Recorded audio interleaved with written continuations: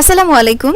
Easy learning for জুনিয়র্সের পক্ষ থেকে সকলকে শুভেচ্ছা ও স্বাগতম। তো তোমাদের নবম শ্রেণীর জীবন ও জীবিকা এই বিষয়টি ষান্মাসিক সামষ্টিক মূল্যায়নের যে প্রশ্ন তা আমরা পেয়েছি। এখন আমরা এটা পড়ে নিব আগে যে এখানে কি রয়েছে। তোমাদের প্রথমে লেখা রয়েছে এখানে একটি উদ্ভাবনীমূলক ব্যবসায়িক বিনিয়োগ পরিকল্পনা প্রণয়নের নির্দেশনা রয়েছে। নির্দেশনা অনুযায়ী প্রত্যেককে একটি পরিকল্পনা তৈরি করে জমা দিতে হবে।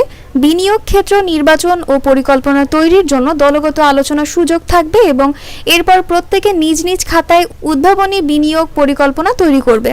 তোমাদের যে কাজ রয়েছে তা হচ্ছে উদ্ভাবনীমূলক ব্যবসায়িক বিনিয়োগ পরিকল্পনা প্রণয়ন। চতুর্থ শিল্প বিপ্লবের এই যুগে আমাদের জীবনযাত্রায় প্রতিদিন যুক্ত হচ্ছে নতুন নতুন প্রযুক্তি, যা দ্রুত বদলে দিচ্ছে আমাদের চাহিদার ধরন।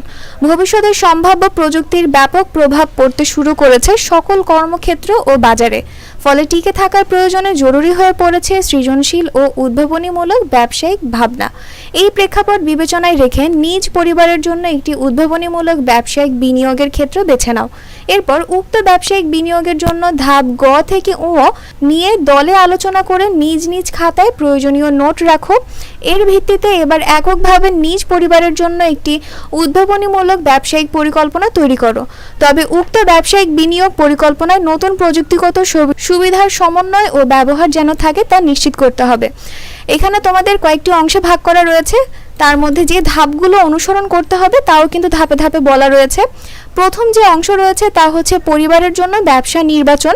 ধাপ ক, পারিবারিক আর্থিক পরিস্থিতি বিশ্লেষণ। প্রথমে পারিবারিক আয়ের সর্বোত্তম ব্যবহার বিবেচনা করে একটি পারিবারিক বাজেট তৈরি করতে হবে। এরপর পরিবারের আর্থিক অপচয় রোধে কী পদক্ষেপ গ্রহণ করা যেতে পারে তা উল্লেখ করতে হবে। এরপর সময়, সুযোগ ও নিজের সক্ষমতা অনুযায়ী অর্থ সংশ্লিষ্ট যেসব কাজের দায়িত্ব গ্রহণ করেছো সেগুলোর তালিকা তৈরি করতে হবে। ধাপ খতে রয়েছে ব্যবসায়ের ধরন নির্বাচন। প্রথম ধাপের পারিবারিক আর্থিক পরিস্থিতি বিবেচনায় নিয়ে পরিবারের জন্য উদ্ভাবনীমূলক একটি ব্যবসা নির্বাচন করতে হবে। সেটির মেয়াদ কেমন হবে, স্বল্প, মধ্য নাকি দীর্ঘমেয়াদী তা উল্লেখ করতে হবে। এই ব্যবসাটি কেন বেছে নেওয়া হলো তার যৌক্তিকতা, অর্থাৎ পরিবারের চাহিদা ও সুযোগ আছে কিনা, আয় ব্যয়ের সাথে সঙ্গতিপূর্ণ কিনা, সম্ভাব্য ঝুঁকি মোকাবেলা করা যাবে কিনা ইত্যাদি উল্লেখ করতে হবে। আমরা পরবর্তী পৃষ্ঠায় চলে যাই। পরে আমাদের দ্বিতীয় অংশ হচ্ছে ব্যবসায়িক পরিকল্পনা। এখানে আমাদের ধাপ গ রয়েছে ব্যবসায়ের প্রত্যাশা এবং প্রভাব নিরূপণ। ব্যবসাটি থেকে তুমি কি প্রত্যাশা করো তা উল্লেখ করতে হবে। এই ব্যবসার কাজে নতুন কি প্রযুক্তি ব্যবহার করা যেতে পারে এবং তার প্রভাব কি হতে পারে তা বর্ণনা করতে হবে। এই ব্যবসাটি টেকসই এবং উদ্ভাবনীমূলক কিনা, যদি তাই হয় তাহলে কেন টেকসই এবং উদ্ভাবনীমূলক মনে করছো। সপক্ষে যুক্তি দেখাতে হবে। প্রাকৃতিক ও সামাজিক পরিবেশগত পরিবর্তনে এই ব্যবসায়ের প্রভাব কেমন হতে পারে তা বর্ণনা করতে হবে। ধাপ ঘতে রয়েছে ব্যবসাটির জন্য আর্থিক বিশ্লেষণ।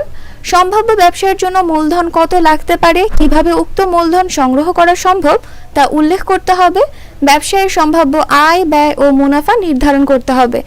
এইখানের সর্বশেষ ধাপ হচ্ছে ধাপ ও নম্বর, বিপণন আইডিয়া ও গ্রাহক সেবা। উৎপাদিত পণ্য বা বিক্রয়ের জন্য কি কি কৌশল অবলম্বন করা হবে, বিশেষ কোনো বিপণন আইডিয়া থাকলে সেটি উল্লেখ করতে হবে।